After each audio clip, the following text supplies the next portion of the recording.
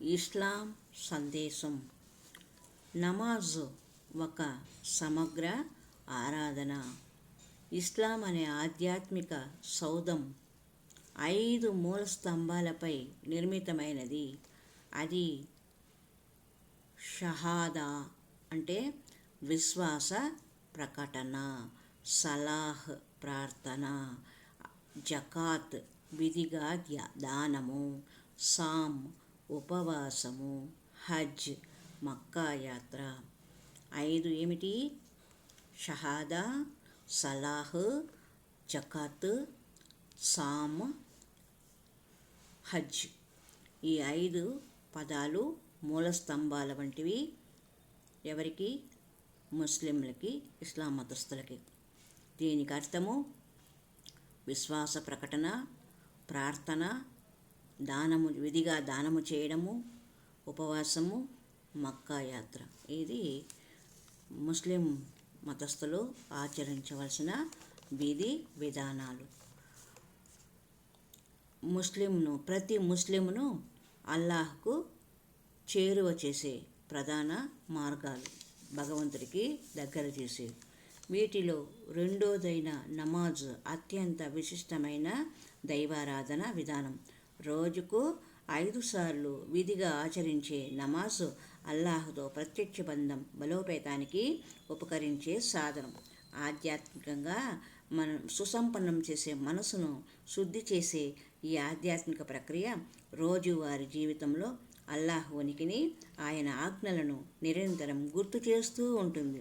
విభిన్న శారీరక భంగిమలు, దైవారాధనతో కూడిన నమాజ్ బహుళ ప్రయోజనకారి. సలాహ్ చెడు ప్రభావాలు, ప్రలోభాలను ఒక కవచంలా నిలువరిస్తుంది. సలాహ్ అంటే ప్రార్థన. రోజు నిర్దిష్ట సమయాల్లో నమాజును ఆచరించడంతో క్రమశిక్షణ, స్వీయ నియంత్రణ అలవడతాయి. దైనందిన జీవితంలో ఎదుర్కొనే ఒత్తిడిని, ఆందోళనను తగ్గించడానికి, మొత్తంగా ఆరోగ్యంగా మెరుగవడానికి దోహదపడుతుంది. మసీదుల్లో సమిష్టిగా నమాజ్ ఆచరించడం సామాజిక బంధాలను, ఐక్యతను పెంపొందిస్తుంది.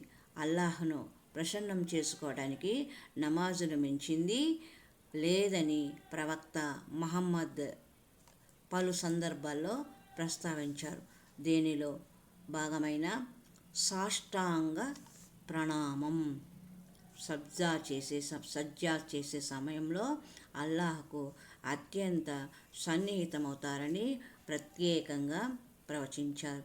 ఇది గుండె, మెదడు పనితీరుపై పలు సానుకూల ప్రభావాలను చూపుతుందని కొన్ని అధ్యయనాల్లో వెల్లడైందని యుఎస్ చెందిన నేషనల్ ఇన్స్టిట్యూట్ ఆఫ్ హెల్త్ పేర్కొంటుంది. ఒక మాటలో చెప్పాలంటే నమాజ్ కేవలం ఒక మతాచారం కాదు.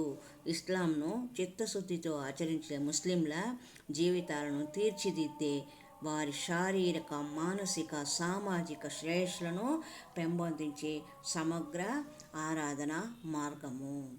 మన హిందువులు కూడా ఈ సాష్టాంగ దండ ప్రమాణం చేస్తారు. అయితే ఇది కొంచెం తేడా ఉంటుంది. హిందువులు సాష్టాంగ దండ ప్రణామం చేసేప్పుడు సమస్త అంగాలను నేలపైకి ఆనించి 2 చేతులను ముందుకు చాపుతారు.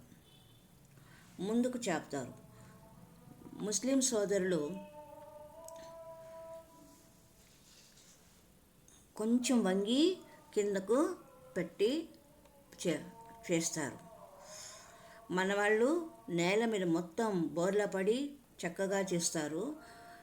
వారు నేల మీద మోకాళ్ళను, మోచేతులను, తలను అన్నిటినీ వంచి నమాజు చేస్తారు. హరి ఓం తత్సత్.